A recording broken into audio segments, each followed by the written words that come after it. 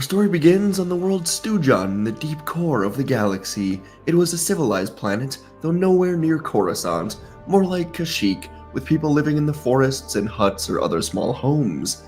And in one of these villages, a pair of brothers were born roughly a year apart. They were named Obi-Wan and Anakin. Are you looking for some new high-quality Star Wars art for your house? Well then look no further than Gallery 94. From an awesome variety of canvas or art prints, Gallery 94 brings you Star Wars landscapes that fit anywhere in your house without sacrificing any style. When Gallery 94 sent me one of their landscapes, I was genuinely so impressed with it that I went out and immediately bought another one. And it wasn't easy to choose, just because of all of the options that are so intriguing and beautiful, with details that only fans will be able to catch and appreciate. We've got the Endor Forest with an Imperial transport, Hoth with a crashed Star Destroyer, Dagobah with Yoda's hut, Bespin with Cloud City, Scarif with the Citadel Tower, and of course Tatooine with Kenobi's hut. But they're all so well done, and the artist of these landscapes wanted to create Star Wars art that his interior design wife would be proud to hang in the living room. And that's extremely relatable to me, as my girlfriend is much more open to these being placed all around the house, since they're not right in your face. These canvases are super high quality, and the sizes go all the way up to 40 by 60 inches, and also are available as a 3-panel triptych. And whether you want Hoth, Endor, Tatooine, or any other one, you can get 15% off your order by using code GALAXY15, or by clicking the link in the description. Once again, that is code GALAXY15, or click the link in the description for 15% off your new beautiful Star Wars landscapes. With Obi-Wan being older by a year, their early lives were peaceful, living with a mother and a father that neither of them would remember the names of, and the two brothers would grow together for roughly 3 years on Stujon. One day, when their father went out hunting, and the mother was at the local well to gather some water, young Anakin convinced Obi-Wan to check out a nearby cave he discovered. Obi-Wan, reluctant to disobey his parents, followed Anakin to the cave anyways, and inside, they would find an amazing waterfall, lit up by a hole in the top. It was one of the greatest things they ever saw at their young age, and they wanted to climb up to the top. The climb was dangerous, but the two brothers trusted each other with their lives. They were extremely close with each other, and as Obi-Wan climbed, he slipped on a wet rock, and the entire wall that he was climbing began to fall apart. Obi-Wan reached out, grabbing onto a ledge to avoid falling, but he was slipping. Anakin reached out for his hand, but Obi-Wan couldn't grab it. The ledge came loose. Obi-Wan fell, but Anakin reached out desperately for Obi-Wan, and this time he did catch him. Not with his hands, but with something else. Anakin didn't know what it was, but at just 4 years old, something in him unlocked. Anakin was able to pull Obi-Wan up, and the brothers sat here in fear before laughing in excitement as Obi-Wan told Anakin he's going to be a Jedi. Days later, Obi-Wan was alone in the forest, trying desperately to use the Force like Anakin, but he had no luck. After the initial moment of excitement, Obi-Wan realized that Anakin was different. He had a power, and Obi-Wan was jealous.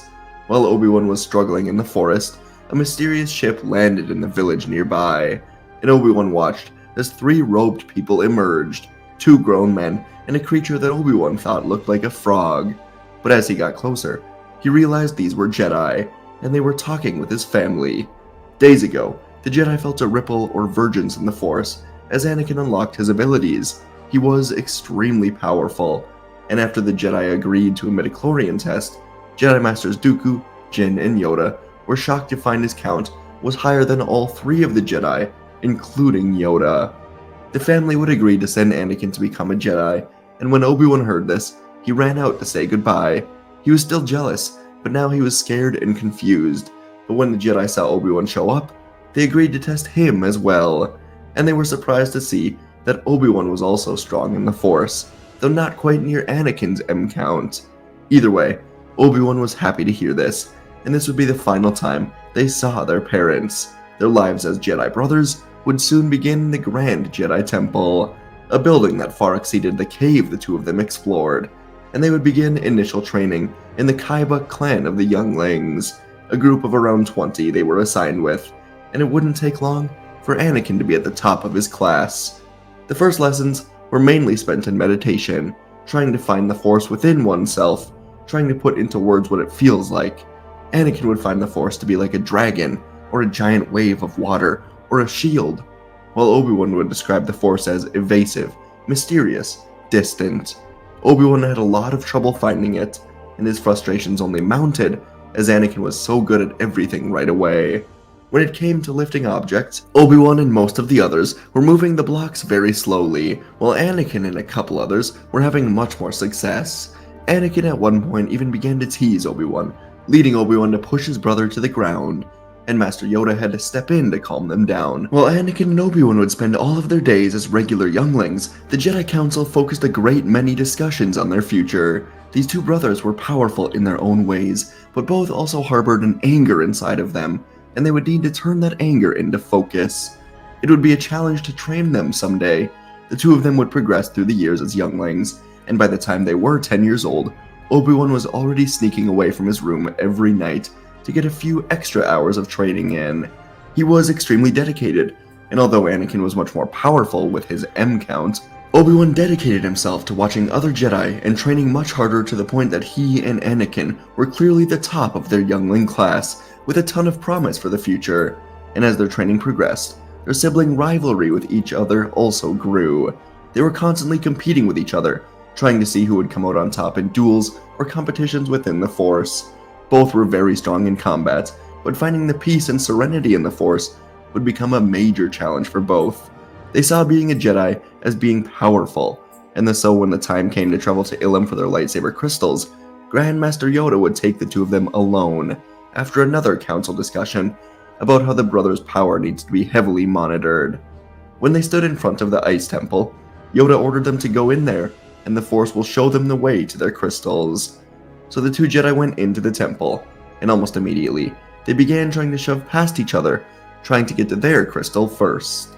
After searching alone forever, neither of them found a crystal until they entered a room of ice at the same time, and two crystals stood atop a rocky wall, right next to a large opening at the top of the cave. Anakin and Obi-Wan looked to each other with excitement, and then they began climbing the wall. But as they climbed, the ice began to crack, the wall around them shattered.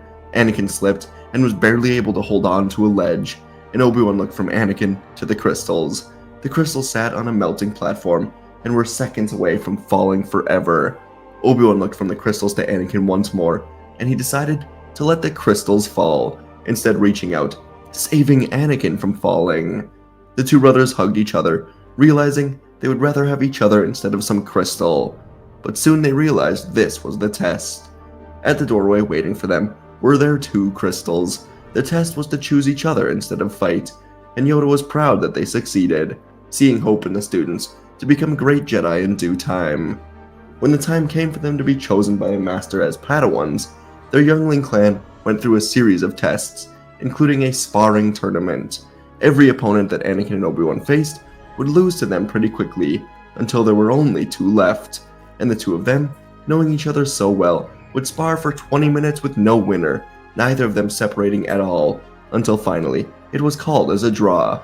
The two of them would stand waiting as a Jedi Master, Qui-Gon Jinn, came up and accepted both of them as his Padawans. This was immediately questioned by the Council, as it was against the code to have two Padawans at once, but ultimately, Yoda would accept it on behalf of the Council, after being with the brothers on Ilum, and Master Qui-Gon would begin training Anakin and Obi-Wan. The differences and the similarities between the two were super intriguing, but Qui-Gon quickly would become much more accustomed to training Anakin. Despite being only 12, Obi-Wan was extremely by the book. That's the type of Jedi he was, and after dedicating years to training alone and researching everything he could, Obi-Wan determined that the best way to grow was by learning and by ensuring respectful Jedi tradition was at the forefront of everything. Anakin, on the other hand, was much more loose and reckless, and he enjoyed Qui-Gon's adaptive style of teaching. As the years passed, the bond between Anakin and Obi-Wan deepened under the guidance of Qui-Gon. Anakin continued to flourish in this environment. His far superior Force talent and his constantly building enthusiasm propelled him forward as a young Jedi, helping master lightsaber techniques with a natural ease that left even Qui-Gon impressed. He thrived on the early missions, seeking out every opportunity to push his limits, embodying the hope and the promise of the Jedi Order, but also taking after Qui-Gon when it came to listening to the living Force and questioning the decisions of the Senate or the Council. But as Anakin continued to grow, Obi-Wan struggled to keep pace. While he did display outstanding dedication to learning, along with expert intelligence, his progress felt stunted next to Anakin's rapid development. Doubt began to creep into his thoughts as he compared their journeys. For his entire life, Obi-Wan felt like he was in Anakin's shadow, and some were whispering that Anakin may even be the Chosen One. Obi-Wan's own attempts at mastering the Force were often met with frustration, and despite his efforts, Obi-Wan found himself questioning his suitability as a Padawan, wrestling with the nagging thought that maybe he would be better served under a new master who could recognize and nurture his own strengths, separating him from always being with Anakin. Qui-Gon sensed the tension between the brothers, and he often stepped in to balance their dynamic. He would encourage Anakin to support Obi-Wan, fostering an atmosphere of camaraderie rather than rivalry. Anakin and Obi-Wan were still very close, and they knew they should work together, but they were competitive with each other at such a young age.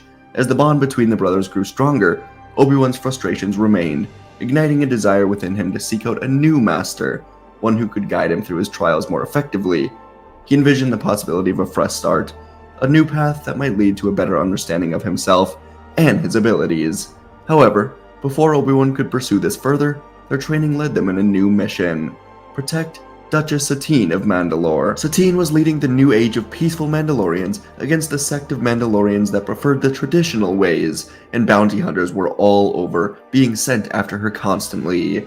Satine was hiding out in Mandalore's sewers and lower levels when she called out for Jedi aid, and to her aid came Qui-Gon, Anakin, and Obi-Wan. The protection of Satine on Mandalore began with Anakin and Obi-Wan, both 20 years old and bound by their commitment to the Jedi Order, finding themselves caught in a conflict that was as much about survival as it was about their duty to the Jedi. Mandalore was divided, and the two Jedi were dispatched to protect Satine, while Qui-Gon was negotiating with both sides. They all lived hand to mouth, moving from one makeshift hideout to another, always vigilant, always wary of the bounty hunters being sent to take care of Satine. The trio evaded capture time and time again, relying on Obi-Wan's strategic mind, Anakin's instinctive plans. Each day was a test of their skills and their friendship, their camaraderie, their ability to work together. But as they fought side by side, an interesting bit of tension began to take hold. Anakin found himself captivated by Satine's strength and determination, her vision for peace igniting something deep within him. Yet he noticed the way her eyes sparkled when she looked at Obi-Wan, admiration and respect mingling into something deeper for her. As weeks turned into months, Anakin's feelings only intensified, clashing with the reality that they may not be there for her after all. Satine's laughter made Anakin so happy in all of the moments they shared, but it was always Obi-Wan who drew her attention in the end. Obi-Wan tried to remain stoic and reserved, but he soon couldn't help but reveal his true feelings towards Satine. Just like Anakin, he felt something that he'd never felt before: genuine romantic feelings. The year dragged on, and the conflict began to wane as the Jedi helped bring an end to the Mandalorian Civil War. Amongst the chaos, Satine and Obi-Wan's relationship blossomed into a romance that was dangerous but inevitable for the two of them. They stole moments together whenever Anakin was on watch, holding each other, laughing, talking about the Jedi, Mandalore, the galaxy, the politics of it all, and if this could be something real.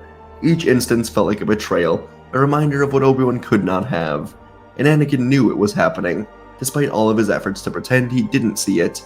But Anakin soon found himself being happy for Obi-Wan rather than jealous. As they approached the end of their mission, Mandalore was peaceful once more. The traditionalists were pushed away for now, and the Jedi were preparing to leave Mandalore after this year. On the final night, Obi-Wan pulled Anakin aside, and he asked for advice from his brother. Obi-Wan said he was in a position he never expected. He loved Satine, and his time as a Jedi was not fulfilling so far. He asked Anakin what he should do, and Anakin urged Obi-Wan to follow his heart. If he loved Satine, then it would be wrong not to be with her, and so Obi-Wan made his choice, informing Qui-Gon that he is officially leaving the Jedi Order to be with Satine. Qui-Gon was surprised, but even he could sense something between the two of them, and so he did not stop it from happening. Instead, Qui-Gon and Anakin would wish Obi-Wan luck as he went on his own path. Eventually, someday, Obi-Wan stood on the balcony of his estate on Mandalore, the evening sun casting a warm glow on his face. It had been 2 years since he'd left the Jedi Order to marry Satine, and he felt a mix of contentment and unease. For Obi-Wan, the whispers of the Force grew louder every day, often pulling him into contemplative states that left him yearning for new guidance. The once clear path of the Jedi seemed clouded now, filled with shadows of doubt, the weight of responsibility, as he was caring for Satine, who had so many rivals, and they now had a child on the way. Obi-Wan knew he would do anything to protect them. In the midst of his time on Mandalore, he received a holographic message from Higo Damask, a charismatic figure who'd been intrigued with him for months. Damask, also known as Darth Plagueis, had been watching Obi-Wan for years. Damask knew that the jealousy and the power Obi-Wan held within him was extremely intriguing, and so Damask found Obi-Wan after he left the Order, offering to teach him about the politics of the galaxy, now that he's married a Duchess. Obi-Wan accepted as he had free time, and under Damask's mentorship, Obi-Wan would learn the nuances of political maneuvering, all about the corruption that plagued not only the Senate of the Republic, but also the Jedi Council. Obi-Wan quickly felt a connection to Damask, a bond that deepened with each lesson, as they discussed strategies to protect Mandalore from the encroaching threat of another war. And yet, an underlying tension gnawed at Obi-Wan. It was like a silent warning that he chose to ignore, as Damask was using his position with the banking clan to help fund new infrastructure here on Mandalore. As the months passed, Obi-Wan found himself drawn deeper into Damask's world, where the dark side of the Force lived. One evening, after an intense session of discussion, Damask finally revealed the truth behind his mysteriousness. He spoke of unlocking deeper powers, securing peace through strength. The implications resonated within Obi-Wan, who grappled with the idea that such power could be the key to safeguarding Satine and his new life. The conflict within him intensified through the months. The very principles he once vowed to uphold seemed to waver under the weight of his desire to protect his family. He was no longer a Jedi, and these offers from Damask were tempting. Eventually, Damask hinted at a new meeting on Mandalore, a significant moment that would require Obi-Wan's full commitment to this new path. Obi-Wan hesitated, but felt a real trust in Damask, coupled with a growing sense of dread about the future. He thought of Anakin, the brother he had left behind in the Order. The two of them still talked at least once a month, and they truly missed each other. Anakin was thriving under Qui-Gon's teachings. The bond between them had always been strong, and despite the physical distance, he could sense Obi-Wan's unease through the Force, and in a desperation of what to do, Obi-Wan attempted to reach out to Anakin, and as they talked, Obi-Wan was still unable to ask for help. And unbeknownst to Obi-Wan, Plagueis had been observing from the shadows, orchestrating events to draw Anakin closer as well. There was an ultimate test coming. The moment was upon them, and Plagueis wanted to test Obi-Wan's true powers, hidden deep inside of him. Anakin could sense something was wrong, terribly wrong, and so he decided to go visit his brother. When Anakin finally arrived on Mandalore, he made his way to Obi-Wan's home, where a droid informed him that Obi-Wan was down underneath the building in a meeting. So Anakin followed directions down to find Obi-Wan, and he was met with a scene that sent chills down his spine. There stood Obi-Wan, flanked by Higo Damask, who subtly radiated pure darkness beneath his charm. Anakin's heart raced as he felt the dark currents swirling around them. His brother, one so strong in the light, now seemed to have a darkness. Plagueis, sensing Anakin's arrival, shifted around the atmosphere, welcoming the confrontation with a delight. He presented Obi-Wan with a twisted test: kill Anakin, prove himself worthy of the powers he so long wanted to attain, or watch as everything he cherished fall into chaos, and the Sith kill Satine and their child. The weight of the decision bore down on Obi-Wan, the love for his brother clashing violently with the allure and temptations of the dark side. Confusion washed over him, every instinct screaming to protect Anakin, yet a part of him yearned for the power that Plagueis promised. Anakin stepped forward, his heart pounding as he faced Obi-Wan and the presence of Plagueis, and with every ounce of conviction, Anakin called out, reminding Obi-Wan of the bond that they'd forged over the years of training and brotherhood. Obi-Wan hesitated, the echoes of their past flashing through his mind, countless sparring sessions, moments of laughter, the deep connection that always guided him, their intense but loving rivalry, and Anakin urged him, saying, "We can fight this Sith." Stepping closer, his gaze unwavering, as he told him that together they could protect Satine and everyone they care about, urging Obi-Wan not to let Plagueis manipulate him. They know how to resist the dark side.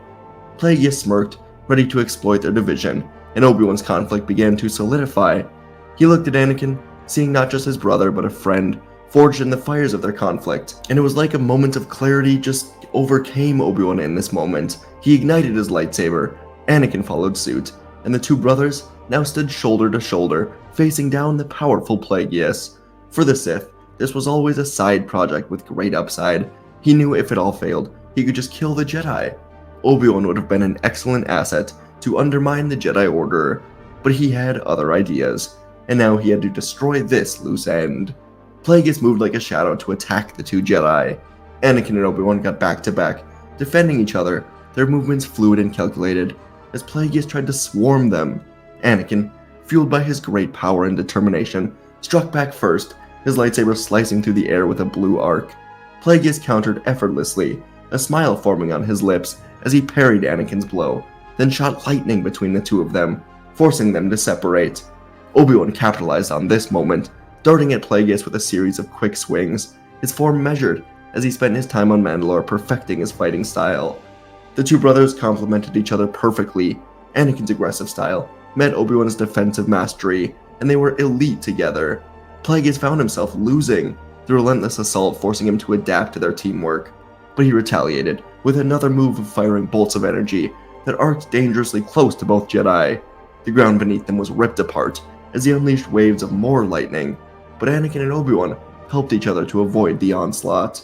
As the battle raged on, Anakin and Obi-Wan executed a series of flanking moves, Obi-Wan guiding Anakin to exploit openings in Plagueis' defenses, and with a final, perfect thrust, they struck simultaneously, Anakin's blue blade cutting through the air, while Obi-Wan's plunged through Plagueis' chest. The Sith Lord gasped, stumbling backwards, as Anakin finished the job, and the two of them stood victorious. When it was over, the two of them were kind of in shock, but they were able to track Plagueis' footsteps back to his ship, where a droid was waiting. Before the droid could go through its automatic reset, Anakin jumped to it, beginning to rewire the droid, until it was willing to give the brothers all the information they needed. And the droid knew everything.